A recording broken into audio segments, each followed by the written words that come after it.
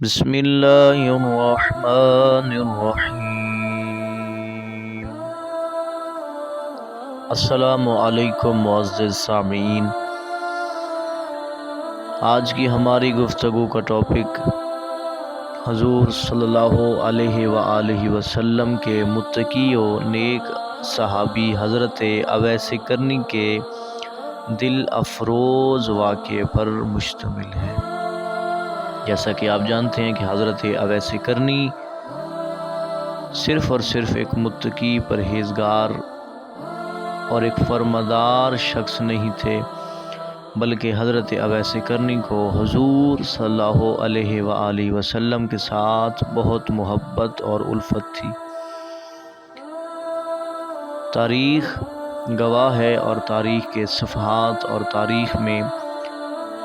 ایسے بہت سے واقعات ملتے ہیں جو حضرت اویس کرنی کی حضور کے ساتھ محبت کو ثابت کرتے ہیں۔ بے شمار واقعات کے اندر میں آج آپ کو حضرت اویس کرنی کا حضور صلی اللہ علیہ وآلہ وسلم کے ساتھ محبت کا ایک دل ایمان و فروز واقعہ آپ کی خدمت میں پیش کروں گا۔ سامعین، ایک دفعہ کا ذکر ہے کہ حضرت اویس کرنی کہ جن کے دل میں خدا کے نور کی معرفت اور بندگی خدا کا نور، عبادت خدا کے نور کے ساتھ ساتھ حضور صلی اللہ علیہ وآلہ وسلم کی محبت کا نور بھی اجاگر تھا۔ دن گزرتے گئے، حضرت اویس کرنی کے دل میں حضور سے محبت بڑھتی گئی اور اس محبت نے بے چینی و بے قراری و بے سکونی اپنا لی، اور حضرت اویس کرنی حضرت محمد صلی اللہ علیہ وآلہ وسلم سے ملنے کے لیے بےتاب ہو گئے، اور انہوں نے بھرپور کوشش کی کہ میں حضور صلی اللہ علیہ وآلہ وسلم سے ملاقات کے لیے جاؤں تاکہ میرے دل کو قرار حاصل ہو، چین حاصل ہو، اور میری یہ بے قراری، میری یہ بے سکونی اختتام پذیر ہو۔ سامعین، میں آگے بڑھنے سے پہلے آپ کو بتاتا چلوں کہ حضرت اویس کرنی کے والد دنیا میں موجود نہیں تھے۔ حضرت اویس کرنی کی ایک ہی بزرگ والدہ تھیں جو کہ ان کا حقیقی سرمایہ تھیں، اور وہ اپنی والدہ ماجدہ کے ساتھ ایک ویرانے میں اپنی زندگی بسر کر رہے تھے۔ تو جب حضرت اویس کرنی کے دل میں یہ بے قراری پیدا ہوئی تو حضرت اویس کرنی نے اپنی والدہ ماجدہ کی خدمت میں عرض کی کہ والدہ، میں آپ سے اجازت طلب کرنے آیا ہوں کہ مجھے اجازت دیں تاکہ میں اپنے محبوب حضرت محمد کی زیارت کے لیے جا سکوں۔ سامعین، چونکہ حضرت اویس کرنی کی والدہ ضعیف تھیں اور ان کا حضرت اویس کرنی کے علاوہ کوئی اور سہارا موجود نہ تھا، تو انہوں نے شرط عائد کی کہ بے شک حضور کی ملاقات کے لیے جاؤ، لیکن یاد رکھو تم نے وہاں رات نہیں گزارنی۔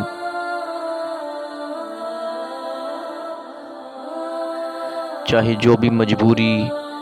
جو بھی مشکل پیش آئے، تم نے وہاں مدینہ منورہ میں رات نہیں گزارنی، اور رات واپسی میرے پاس آنا ہے۔ تو حضرت اویس کرنی نے حامی بھر لی، سامان سفر تیار کر لیا، اور اپنی والدہ سے خدا حافظی کر کے حضرت اویس کرنی ایک لمبے و طویل سفر کی جانب چل پڑے۔ ہزاروں مشکلات، ہزاروں پریشانیاں، سفر کی تالیف برداشت کر کے جب حضرت اویس کرنی مدینہ منورہ میں پہنچے تو سامعین، حضرت اویس کرنی نے جب وہاں کے مکینوں سے پوچھا کہ حضور کا پتہ بتائیں جہاں اس وقت مجھے حضور مل سکتے ہیں تاکہ میں حضور کے پاس جاؤں اور حضور کی خدمت میں عرض ہو کر حضور کی زیارت کروں تاکہ میرے دل کو چین و قرار حاصل ہو۔ سامعین، وہاں کے مکینوں نے بتایا کہ حضور صلی اللہ علیہ وآلہ وسلم بغرض تبلیغ کسی اور شہر میں گئے ہوئے ہیں اور مدینہ منورہ میں موجود نہیں ہیں۔ جب حضرت اویس کرنی نے یہ بات سنی تو حضرت اویس کرنی کو بہت دکھ پہنچا کہ میں اتنا لمبا طویل سفر کر کے آیا ہوں اور مجھے اپنے محبوب کی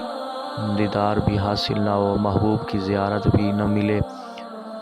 تو حضرت اویس کرنی نے سوچا کہ میں حضور صلی اللہ علیہ وآلہ وسلم کا انتظار کر لیتا ہوں۔ جب یہ سوچا کہ میں ان کا انتظار کروں گا اور میں ان کی ملاقات کر کے جاؤں گا تو حضرت اویس کرنی کو اپنی والدہ کے ساتھ کیا ہوا وعدہ یاد آ گیا کہ جس میں ان کی والدہ نے فرمایا تھا کہ تم نے وہاں رات نہیں گزارنی اور رات واپس میرے پاس آنا ہے۔ تو حضرت اویس کرنی نے اپنی والدہ کا حکم بجا لاتے ہوئے اور اپنی والدہ کی بات کو مانتے ہوئے بغیر حضور سے ملاقات کیے واپس اپنے وطن کی جانب چل پڑے۔ سفر کرتے کرتے پورا دن کی مسافت اور تکالیف مصائب برداشت کر کے حضرت اویس کرنی اپنے وطن اپنی والدہ کی خدمت میں آن پہنچے۔ جب چند روز کے بعد حضور صلی اللہ علیہ وآلہ وسلم مدینہ منورہ میں آئے تو سامعین حضور نے کیا دیکھا، کیا محسوس کیا؟ حضور کے ارد گرد جو اصحاب موجود تھے، حضور نے ان کو بلایا اور کہا کہ اے اصحاب،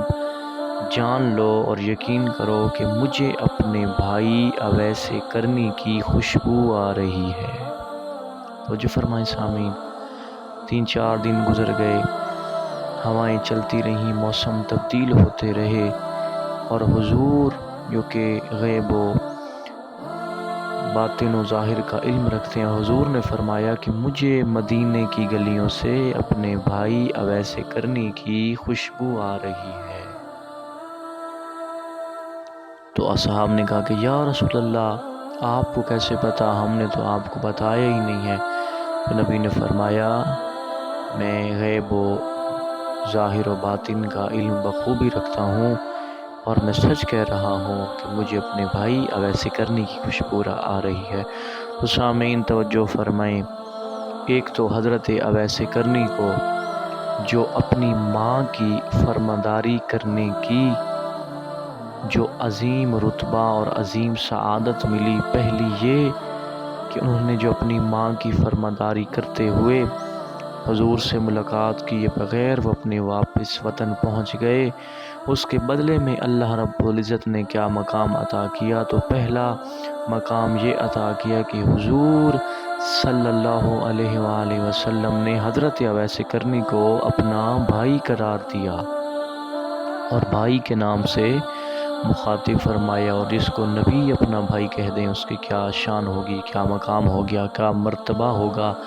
پہلی یہ منزلت، پہلی یہ عظمت جو حضرت اویس کرنی کو اپنی والدہ کی فرمانبرداری کرنے پر ملی وہ یہ تھی۔ دوسری،